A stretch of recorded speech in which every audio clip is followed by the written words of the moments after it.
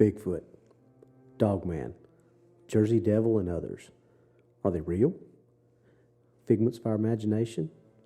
Or the most cleverly disregarded reality of all time? Come into the cabin. Let's sit down and find out together.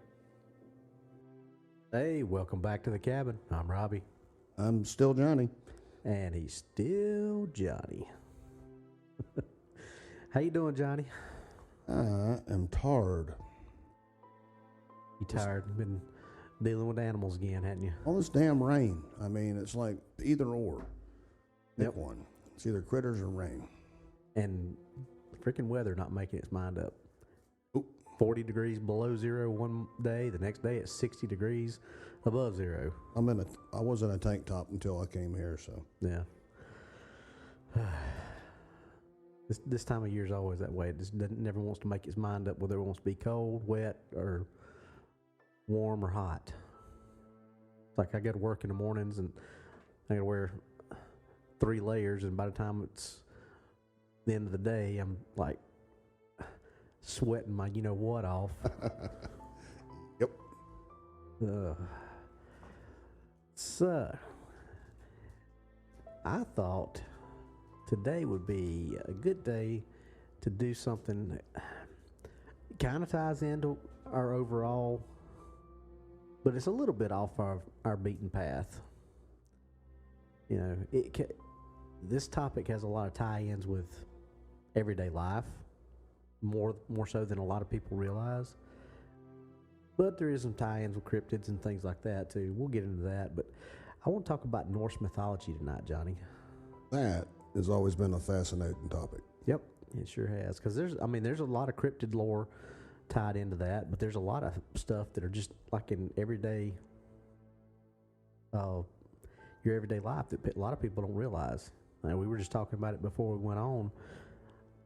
Just about all the days of the week are tied in to Norse mythology. Yeah. You always go back to the sun wheels and the calendars, and they're always there. Yeah. Like, you know, and the one that most people obviously probably think of and get right off the top of their head is Thursday, Thor's Day. That's the day of Thor. But as we were reading earlier, Odin's got his own day. Thor's mama, Freya or Frigg, depending on whichever one you decide to call it. Basically, it's the same goddess, but just some people say Freya, some people say Frigg, some people even say Frigga, like Tyler just pointed out. But it's all the same. But she's got her day. Tyr or Tyr, which however you want to pronounce it, because it's spelled either T-I-R or T-Y-R. He's got his own day. So it's kind of, but it goes even further than that. When you start looking at holidays, even Christmas has some tie-ins to Norse mythology. Yuletide, which we think is synonymous with, you know, the Christian religion and, you know, the Christian holiday of Christmas, but Yuletide is pretty much a pagan. There's nothing Christian. There's zero Christian about Christmas. Period. Yeah, you're right. You're right. You can rebrand it and try to appropriate all you want. It is pagan 100%. Well, Christ was not even born on December 22nd or 25th rather. He was not. He was born during tax season, which was not December.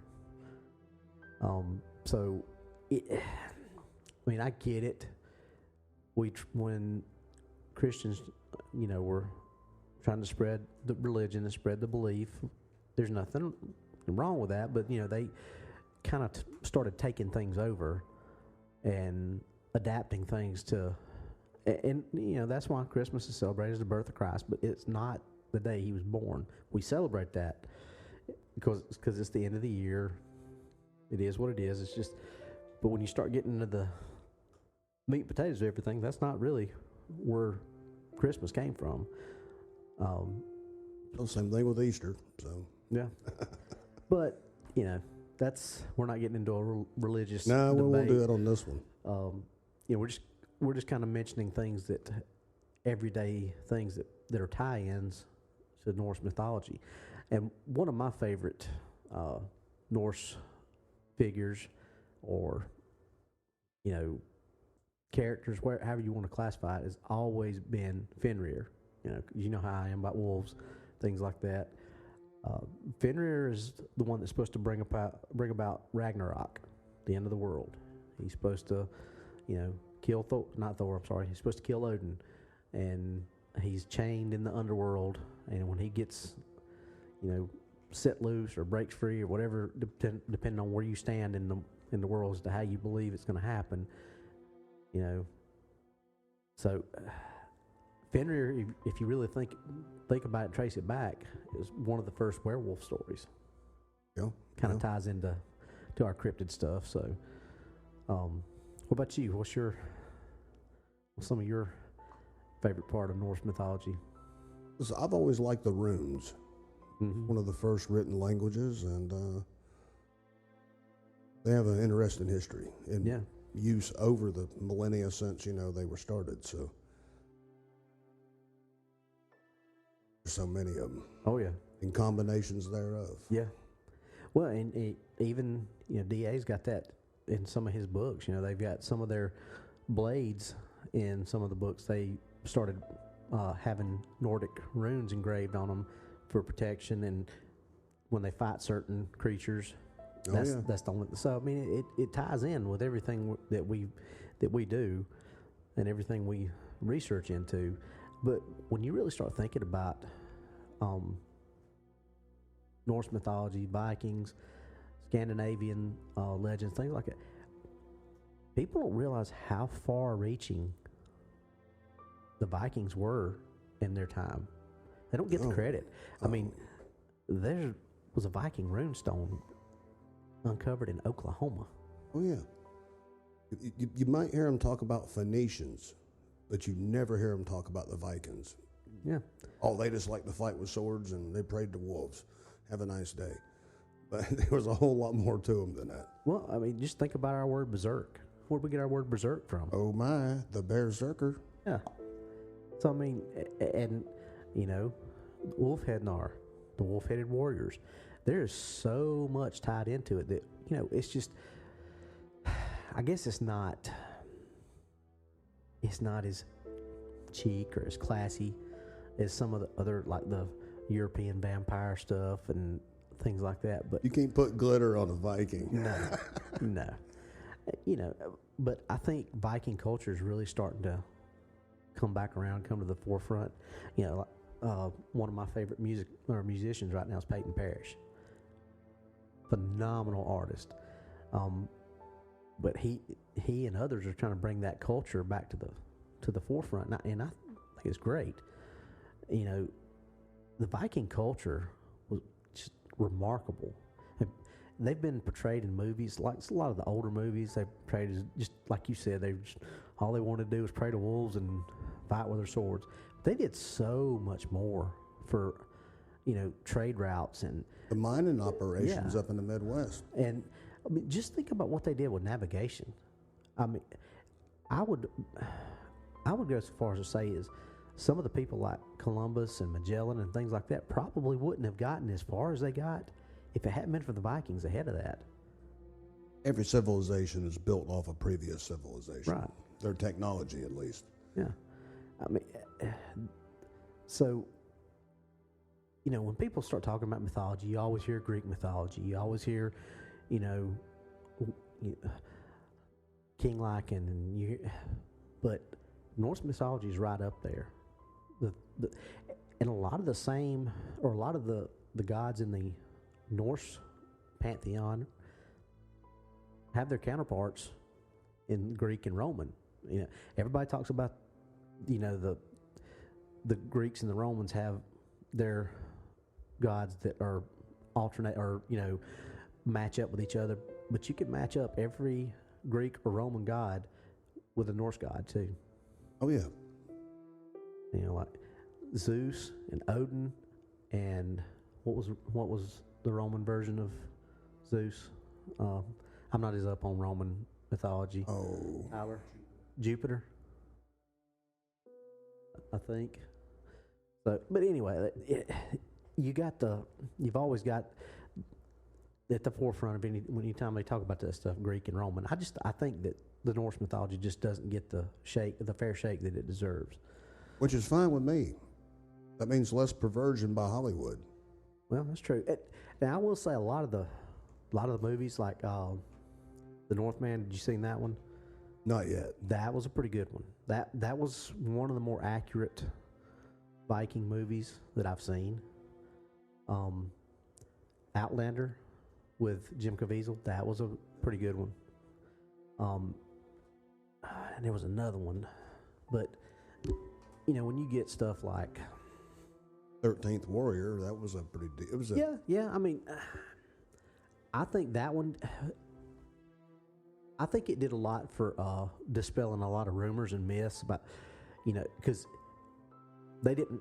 None of them had helmets with horns on it in that movie, but they were all drinking out of horns, and that's where you see all these older movies, and they've got the helmets with the big horns on them and things like that. And where that misconception came from is when they buried them in their armor, and they were burying them with their drinking horns, but they were putting them up closer to their heads.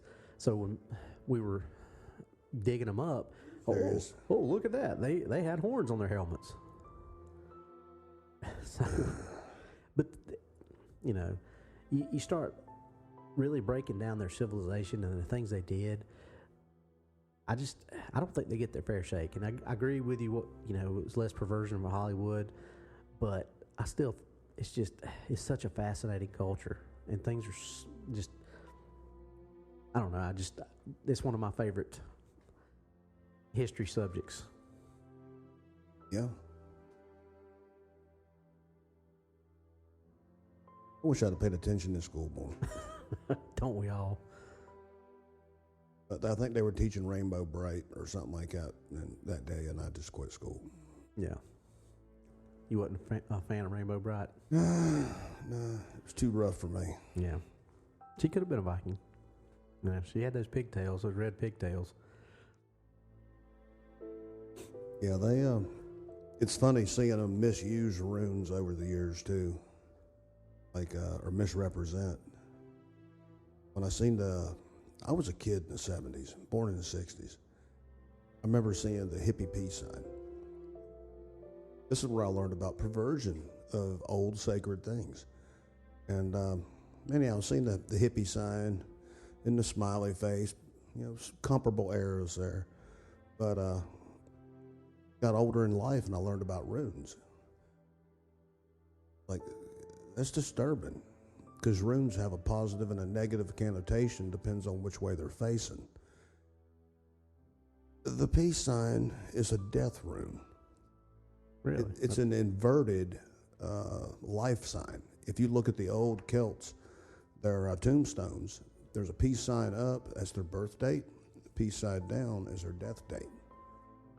And that's when things started making sense, that runes have. You can draw a rune one way and it means a positive thing. It can mean victory. Like that's Japanese yin and yang. Well, yeah, and you got the Sig rune, which looks like a lightning bolt or an S. You turn it one way, it's victory. You turn it the other way, it's failure and defeat. Well, that lends that whole you don't understand something. You're just gonna make up whatever you want it to be. Welcome to Hollywood. Yeah. Well, I mean, it's not just Hollywood. That's people in general tend to do that. They've done a lot of that through history, and it's just that's why I kind of walked away from. If you can get in a museum and see something, it's probably legit-ish. Still got the Smithsonian sticking their fingers in it. Yeah. But anything I see on TV, it's like, okay, what are we doing here? What's the agenda? Because you think of all the rune stuff they messed up with Ancient Aliens. Interesting show. Everybody wants to see it. And then they're taking old mythos and just, okay, I wish they wouldn't have done that. Yeah. But that's the problem, though. You like that guy with the crazy hair on that show. Sukalos. Yeah, I mean, he'll say something, whether it's true or not, and then he's got 500,000 people out there that, that think he knows everything. He's the end-all, be-all of this, and then he's perpetuating all these rumors and myths and things that aren't true. And that's how stuff like that gets. But he gets traction. clicks. He gets clicks. Yeah, and that's all it's about. Instead of people trying to find the truth about stuff. It's just like, okay, what can we make this popular that'll be the most trending, opinion? But, Well, they've done it with Bigfoot. They've done it with cryptids. Yep. Look at mountain monsters. I Yep. cringe when I see an ad for that pop up. The best thing about that show is the dub overs that people do. and one of the biggest, because I've watched that show, is it's entertainment. That's all it is. But one of the biggest critiques that I've got of that show, because you and I have been out in the field, we've researched, we've done this kind of stuff, and I don't think we've ever stopped in the middle of researching to do a little interview to tell what we're doing. We got to get up there. We just heard this noise, and now we got to get up there and check on, like right in the middle of it. And how many times do they pump that shotgun? That's what it just. I haven't had a TV since '04 for a reason. Well, but like I said, it's if you watch it for what it is, just entertainment, it's okay. I couldn't watch it all the time, obviously, but to me, it's no different than Finding Bigfoot with Matt Moneymaker and all those guys. It's just the sophistication level. That Chainsaw Productions that does Mountain Monsters, they just do it on a level that's going to resonate with more people of mine and your stature that are just, rednecks that like to go out in the woods. And the only reason, the only reason I even know about them is it auto-filled in my Google search or YouTube search because I was looking for small town monsters.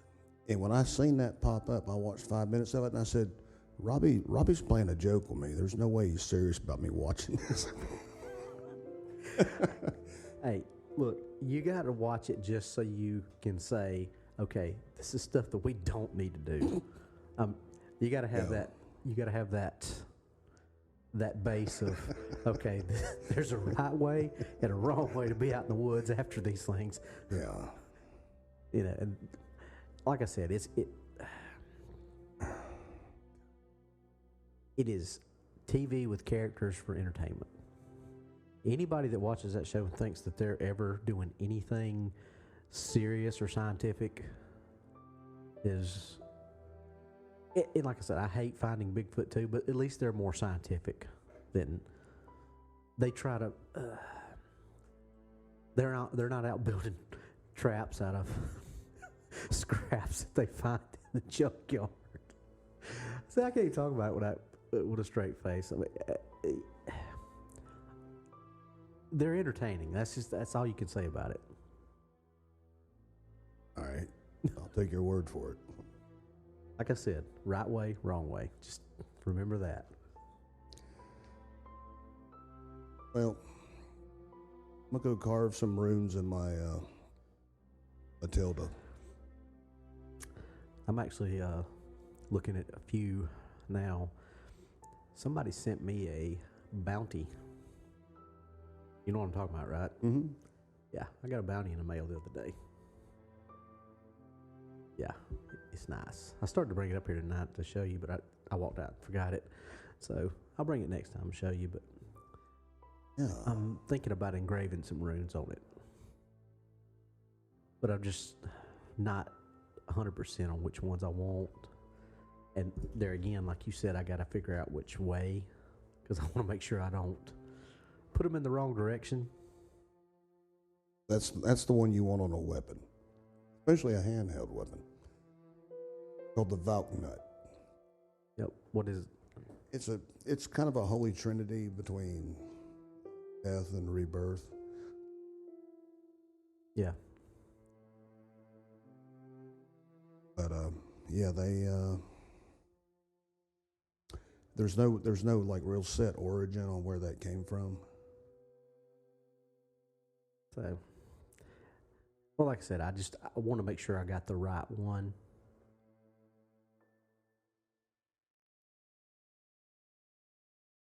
Yeah, there's the Valknut is I see it a lot. I think I've seen that one before, but I didn't know what it was. But so would it matter which way it was oriented? Like That's the way it's always oriented. So- 2 peaks up. if the blade is like not like holding it up in front of me, but like laying, if I'm looking at it long ways, Put it up at the hilt. like the top of those triangles need to be facing the spine of the blade, right? Yeah. Okay. I guess really it wouldn't. Well, It don't matter no, because there's 2 points on every. whether you're plunging or slashing. Yeah. You can only be 120 degrees off. Yeah. But as long as I took a center line, like say the blood groove, or whatever you know what I'm talking about, but some people call it different, fuller. As long as I took a measurement off that and had it as a center line, I would be fine either way then, right? Cool. I'll have to see if I can find that one then.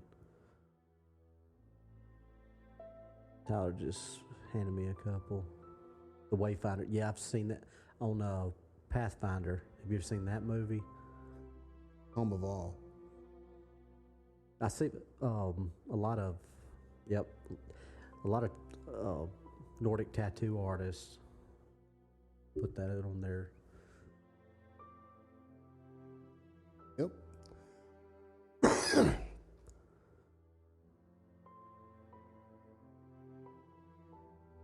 So, getting back into our Norse characters, or our, I know I talked about Fenrir, and you talked about, I've drawn a blank. Which one did you say, Johnny? Oh, Saturn. Saturn. So what brought you, or what got you, because I know you were excited about doing this one, what got you into the Norse mythology? Like I said, Fenrir was the one that brought me into it. Well, it was meeting people outside of my town that were into the Wooten type religion stuff, and I'm like, this is in my adult life. The rune thing started when I was a kid, but in my adult years, after Army, I got to meet people, and they wound up, I got to see a different thing. Yeah. The old Nordic white Europeans, the ones that live in snow, they keep to themselves, unless they're out conquering and Raiding, traveling the world. But yeah, that's when I got into the bigger stuff outside of the alphabet. Yeah. And I going back to what you said about people messing the runes up, trying to think how to say this or go into it without getting into some areas that I might not should because of my job. But let's just say I was on my job in a place that I had to be in because of a certain piece of paper that allowed me to be there. All y'all know what I do, so y'all will probably figure out what that is. And as we're in this place doing the stuff that we're supposed to be doing, looking for things that we were supposed to be looking at off that piece of paper, I noticed that said individual had runes on, or had those little magnets with the straight lines and the balls and stuff that you can make different shapes with. He had made runes on his refrigerator. I don't know what those runes meant, but I recognized that that's the pattern and shape that they were in. Either that or he was making something off the periodic table. And I'm pretty sure it was runes. Well, depends on what capacity you were there for. It could have been periodic table. No, it wasn't that capacity. It wasn't chemistry notations. No, it wasn't chemistry notations. It was bang bang, pew pew. Yes, the unaliving rune. Yeah. we were searching for things of that nature, Well, like I said, some as we rooms were warranted to do. have been misused a lot of times. Yeah, but I just thought that was pretty cool when you mentioned that. I remembered being there and looking at that and thinking, what does he got on his refrigerator? But I never really thought anything much more about it until we were just having this conversation right now. So it was kind of. Well, when you look at the Nordic runes, you'll see a good bit of our alphabet came from there. Well, it's like I say, it's so much of what we do on a daily basis that we just don't realize came from that. And like you said, every culture and civilization bases things they do off the previous cultures and civilizations. Because I know there's stuff. We've got Old English customs. We've got, probably Chinese and Japanese customs. Oh yeah. But it just seems like to me there's a lot of mainstream stuff that is just really tied in with Norse mythology, and a lot of stuff that people don't give them credit for, or even maybe not even know about. Yeah. I mean, but as long as you got Bud Light and the sports ball, I mean, why learn anything? We got the best of everything right now. The Bud Light Genie. We saw him last night. Driving me out the wall. I think they're trying to erase some mistakes. Yeah, I'll send it to you later whenever I find it. I had the alphabet pulled up earlier, and it was simplified. So,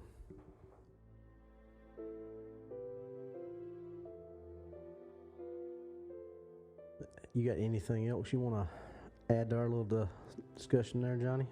Any little tidbits and things that you want to? Just looking forward to a break in this weather, especially like early April. Yeah, early April is going to be a fun time. Good day to take a walk in the woods. Yep, just not woods around here. So, we're still easing y'all.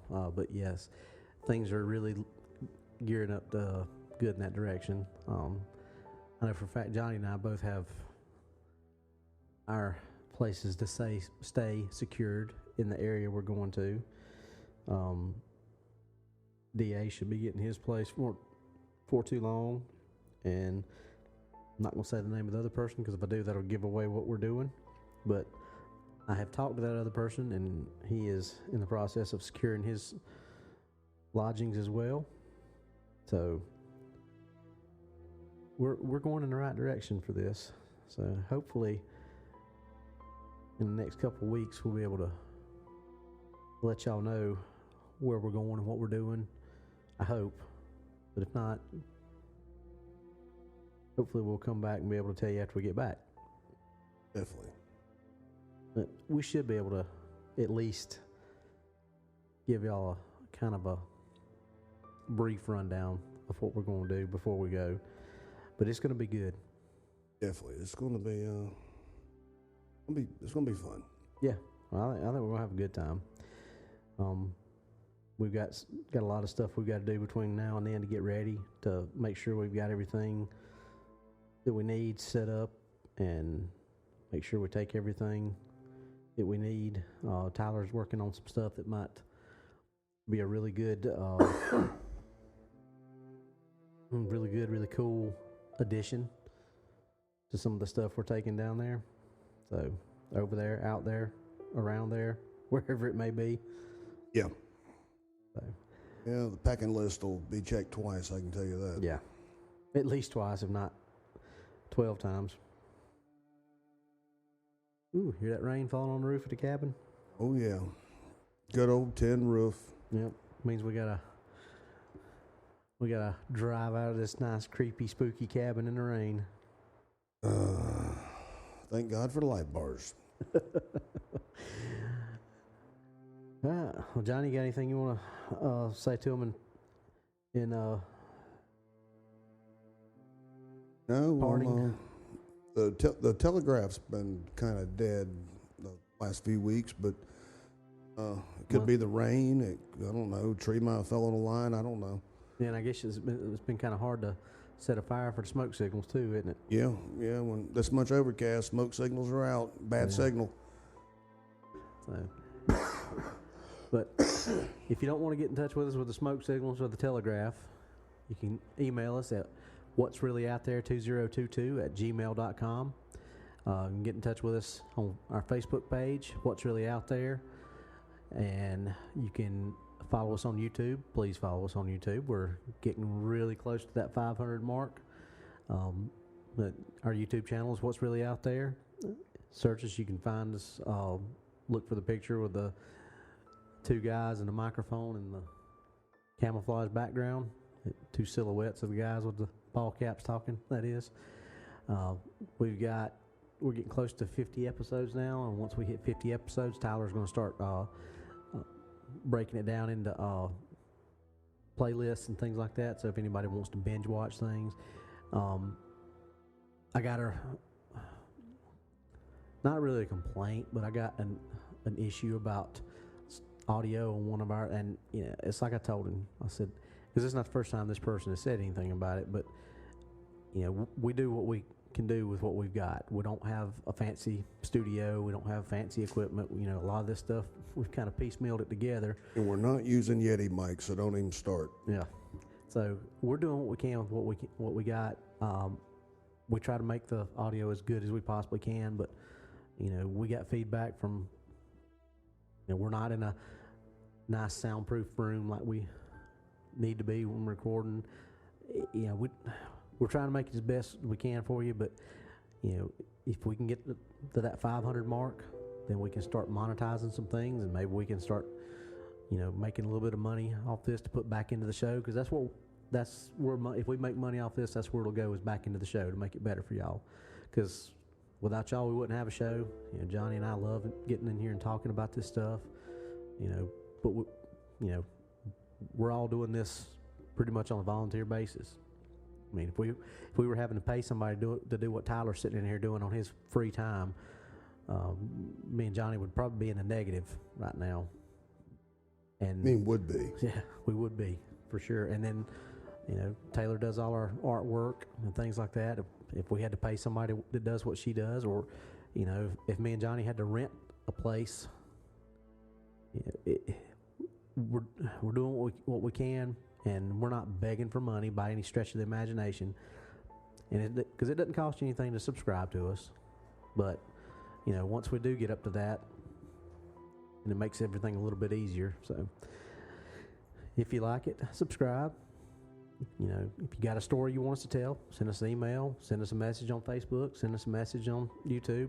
We'll look into it. If you got a story that you've got that you want us to talk about, send it to us.